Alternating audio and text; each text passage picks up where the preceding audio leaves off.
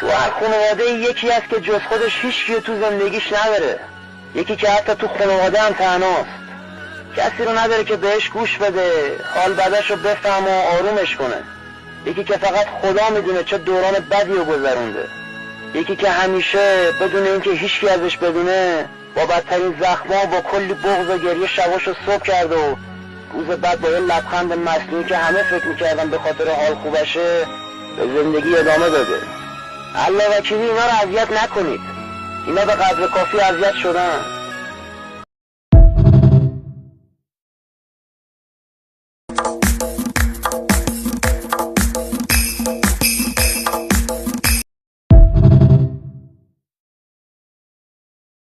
Ben senin adımı divara değil, kalemsiz kalbime yazdım bir başa.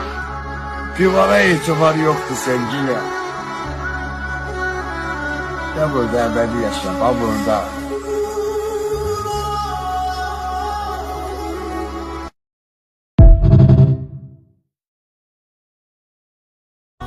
And ola öz canına, and ola Kur'anına, and ola gözlərinə, sözlərinə, Allahıma. Hər kim al onu məndən, ot vururam dünyasına.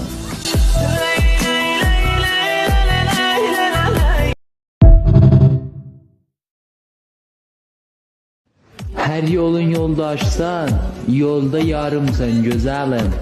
Min desem az demişəm, dünyalarımsan güzelim.